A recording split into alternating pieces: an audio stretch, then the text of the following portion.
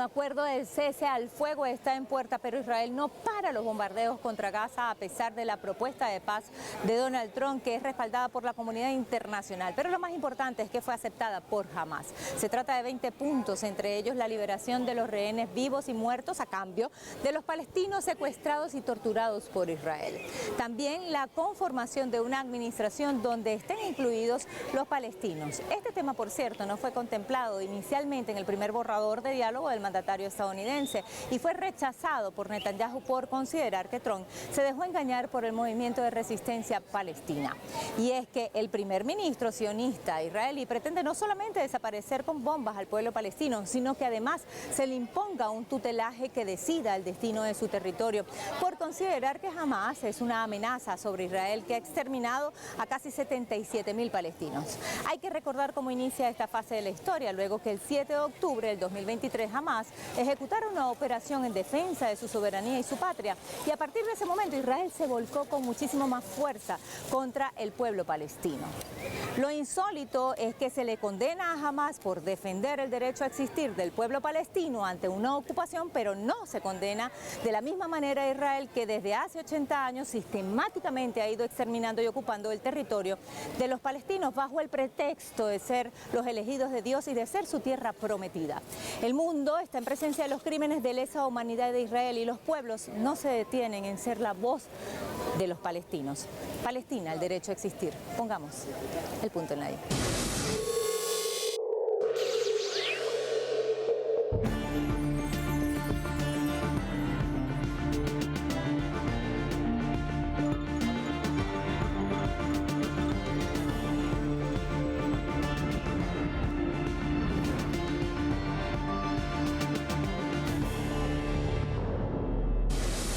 Palestina fue parte del antiguo Imperio Otomano desde 1516 hasta el año 1917.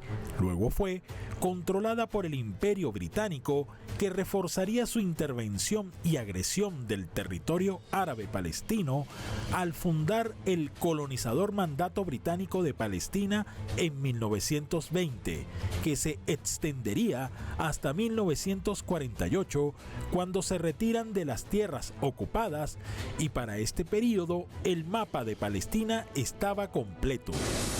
No nos cansaremos de contar esta historia que la propaganda sionista pretende ocultar y manipular con sus lobbies en Estados Unidos y el mundo, donde paradójicamente usaron el holocausto nazi para victimizarse, y ahora son ellos los que están repitiendo un genocidio.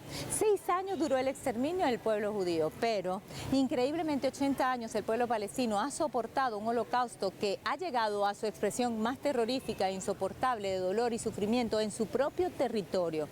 Así que esto nos lleva a repasar el origen de todo, y se encuentra en el Imperio Británico, que dejó abierta controversias territoriales en todas partes del mundo, como hicieron acá en Venezuela con el robo de la Guayana Esequiba. Así que, ¿cómo se retiraron los británicos de Palestina? Bueno, le dejaron la pelota a Naciones Unidas, y la ONU emitió la resolución 181 de noviembre de 1947, que propuso 2 estados, uno árabe palestino y otro judío. Así era el mapa de Palestina en 1948.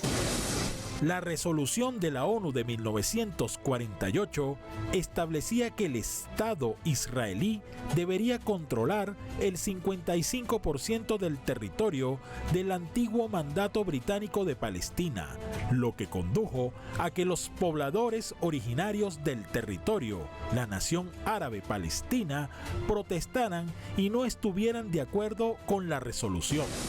La resolución de la ONU desató el primer desplazamiento y genocidio de Israel en 1948 contra el pueblo palestino, que se conoció como la Nakba, que significa catástrofe.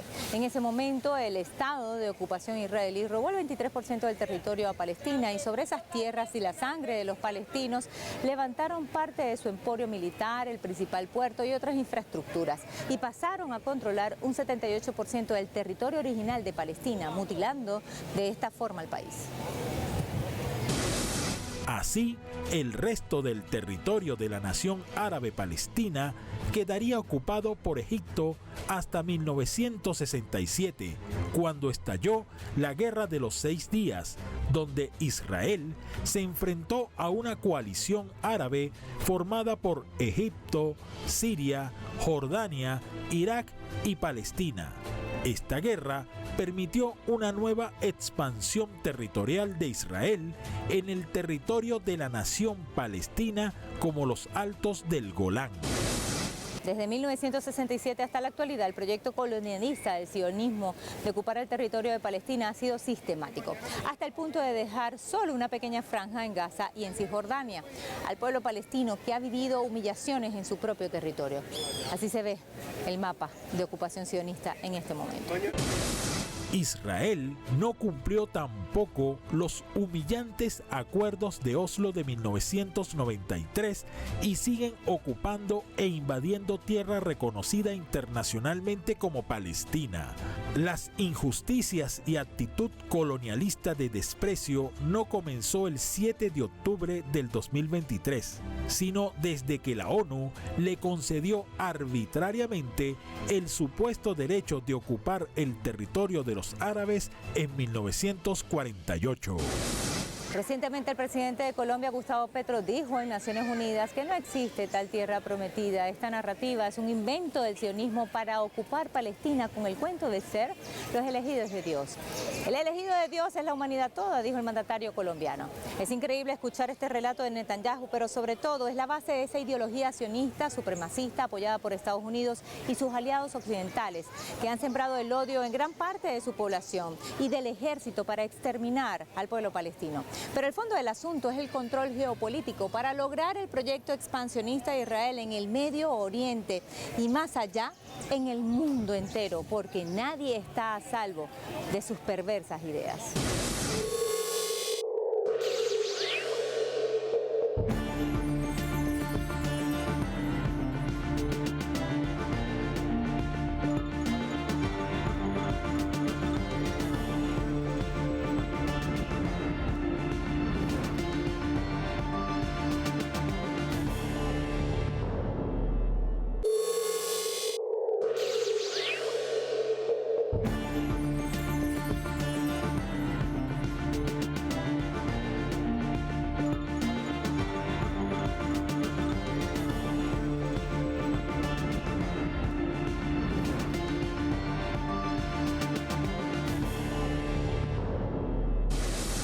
Desde el 7 de octubre del 2023, la Franja de Gaza ha sido sometida a bombardeos y la destrucción de las infraestructuras ha sido casi total, reduciendo la ciudad a escombros.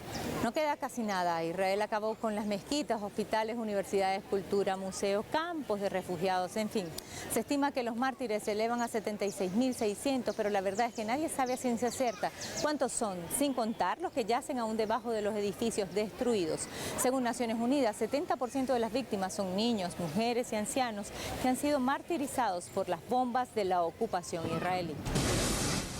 Según reportes de medios internacionales, la agresión del ejército israelí ha dejado más de 66.000 muertos y aproximadamente unos 168.000 heridos en estos últimos 2 años, aunque la cifra real no se sabrá y se estima que es mayor. La crisis humanitaria en Gaza es tétrica.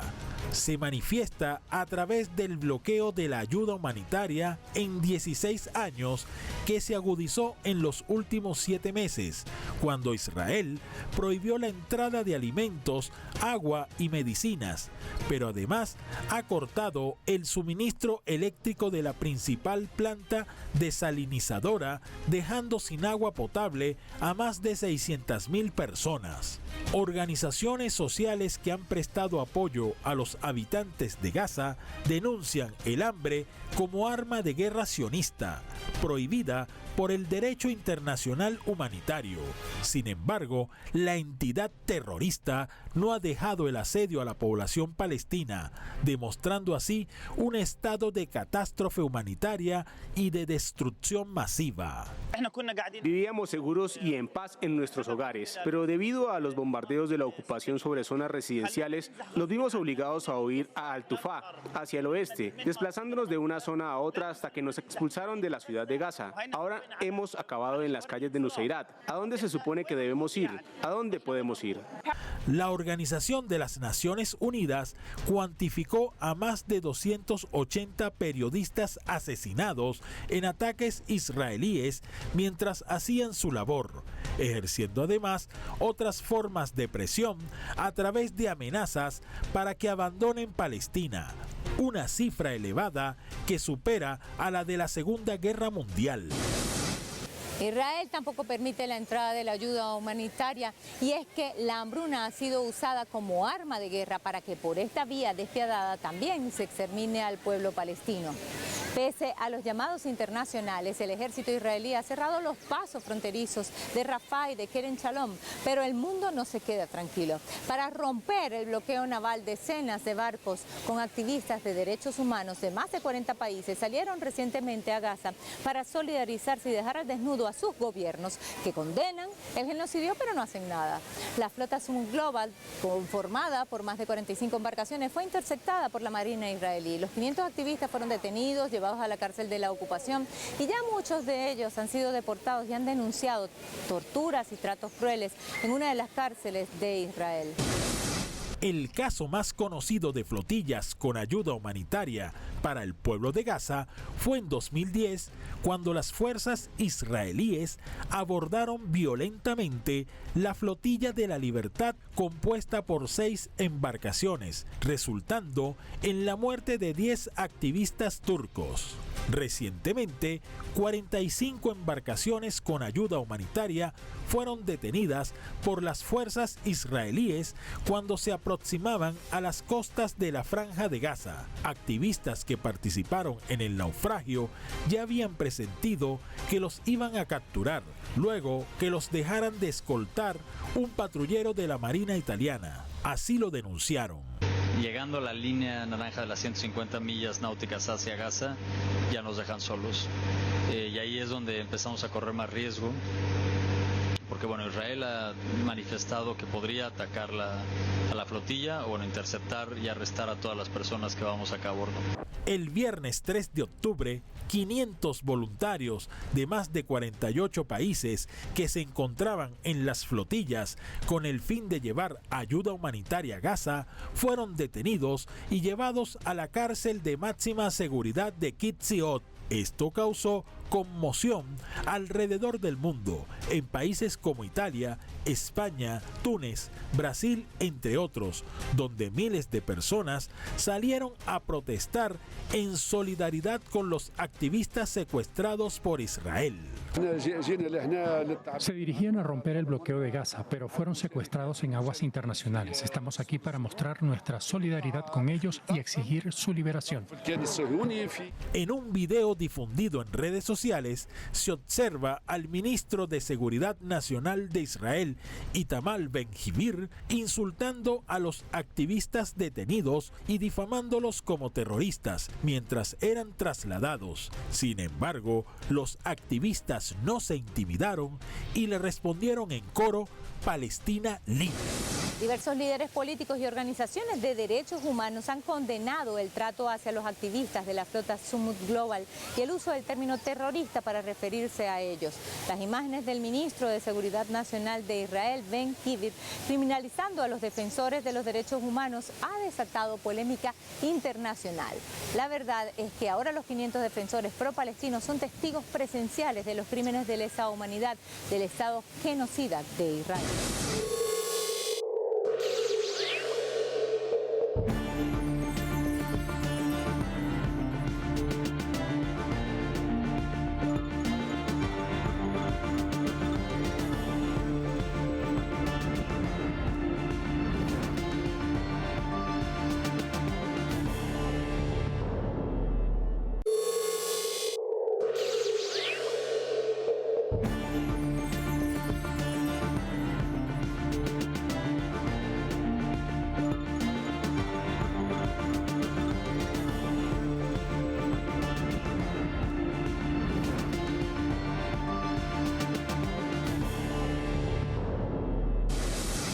El jefe de Estado de Venezuela, Nicolás Maduro, tras participar en la conferencia internacional contra el colonialismo y el neocolonialismo, se solidarizó con el pueblo palestino y con los pueblos del mundo que salieron a protestar contra la reciente detención de los 500 activistas que valientemente llevaban ayuda humanitaria hacia Gaza. El gobierno de Venezuela también condenó que Israel intensificó los bombardeos luego del plan de Donald Trump y del diálogo de paz con Hamás. Admiro las imágenes hermosas de los pueblos de Europa, las imágenes hermosas que nos están llegando de Italia. Y le envío un saludo y un abrazo cariñoso al pueblo de Italia que está en las calles por millones defendiendo al pueblo de Palestina contra el genocidio en Gaza. Ojalá la humanidad entera siga el ejemplo del pueblo de Italia, que ha dicho basta, como dijo el Che, y ha echado a andar. Y en su marcha de gigante debe unir a toda la humanidad para decirle a los supremacistas, a los que amenazan con exterminar al pueblo palestino, basta ya de genocidio.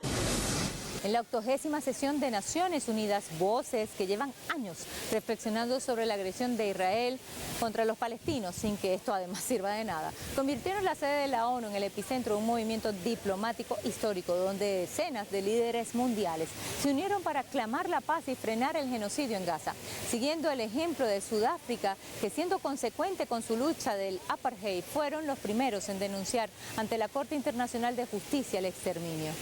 La solidaridad traspasó fronteras, quedando grabadas en discursos que resonaron con una fuerza inquebrantable y hasta dejaron solo a Netanyahu en el hemiciclo.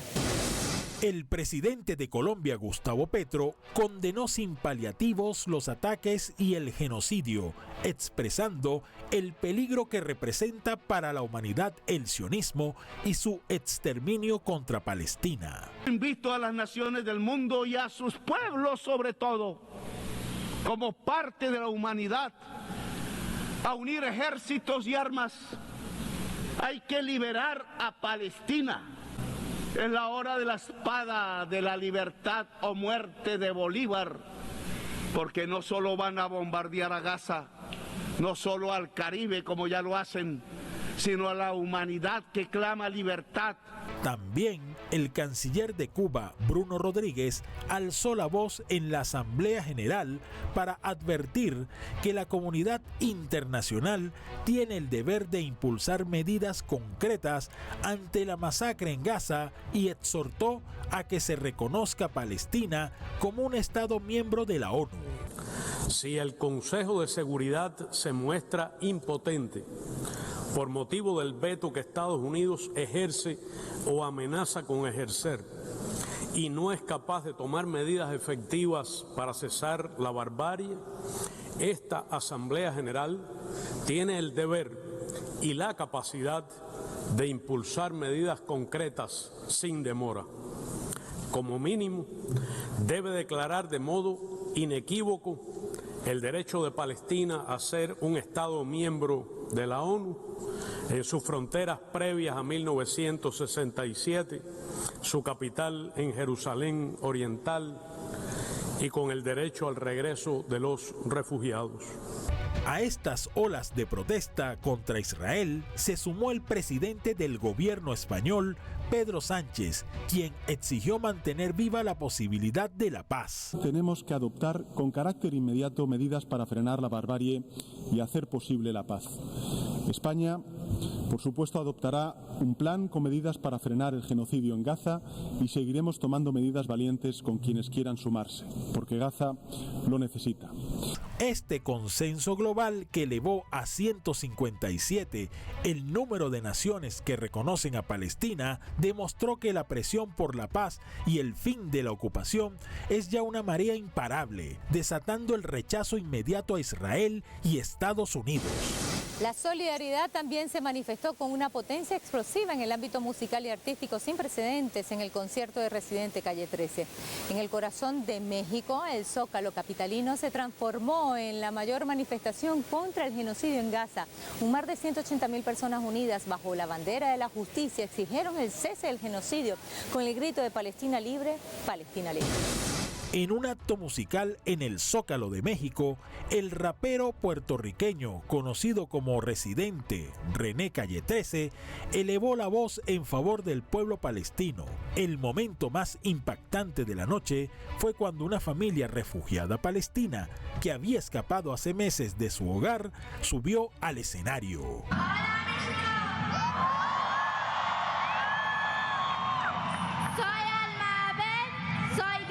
Palestina, alto el genocidio.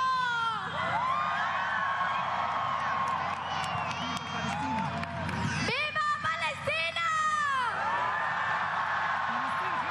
¡Palestina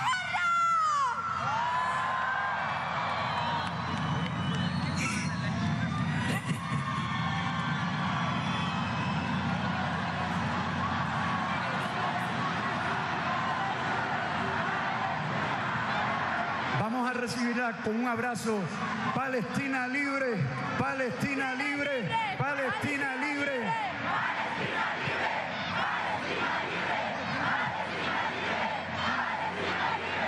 El pasado 17 de septiembre se celebró un megaconcierto en el Ovo Arena de Wembley, Londres, titulado Together for Palestine, donde 69 artistas de todo el mundo denunciaron el genocidio que comete Israel contra el pueblo palestino. En el concierto asistieron más de 12.000 espectadores y se logró recaudar un fondo de 1.5 millones de libras que serán destinadas para la ayuda humanitaria en la Franja de Gaza. Lo que no hacen los gobiernos lo están haciendo sus pueblos. Miles de personas en el más grande evento del ciclismo de España se sumaron a esta ola de protestas contra el genocidio en Gaza y durante la Vuelta a España manifestaron su repudio contra el Estado sionista de Israel. También algunas de las grandes marcas como Reebok, que patrocinan el deporte en Israel, han iniciado un boicot para dejar de apoyar a las selecciones deportivas del Estado sionista y genocida de Netanyahu. El pasado mes de septiembre, durante el megaevento de ciclismo conocido como la Vuelta a España 2025, que es considerado uno de los acontecimientos de ciclistas más importantes del mundo, se convirtió en el escenario de una campaña de boicot deportivo contra Israel. Miles de personas, en solidaridad con Palestina, lograron interrumpir etapas de la ruta como medida de protesta por la agresión genocida sionista. Me parece una vergüenza que se tache a los manifestantes de terrorista cuando realmente se está permitiendo a deportistas de un país genocida y terrorista participar en un evento deportivo. La gente en España y en el Estado español, el conjunto, está concienciada con la situación y no quiere ser cómplice de eso. En el campo deportivo, algunas de las grandes empresas que patrocinan el deporte en Israel, como la marca de ropa deportiva Reebok, solicitó a la Selección Nacional de Fútbol de Israel retirar su logotipo de las camisetas oficiales, un gesto contundente que subraya cómo la presión popular puede forzar a las corporaciones a tomar partido y desvincularse de cualquier señal de apoyo al genocidio del pueblo palestino. Están corriendo las horas para que inicie el plan de paz y el cese al fuego por parte de Israel contra el pueblo palestino, pero Netanyahu no detiene sus bombardeos contra Gaza. El pueblo palestino no sucumbirá en la lucha por su patria. Su sangre derramada, sus muertos, sus generaciones harán que una nueva humanidad renazca y el mundo se siga levantando ante la barbarie. Contrario a muchos gobiernos, los pueblos acompañan a los palestinos para que su sufrimiento termine y para hacer que la humanidad no muera. Pusimos el punto en ello.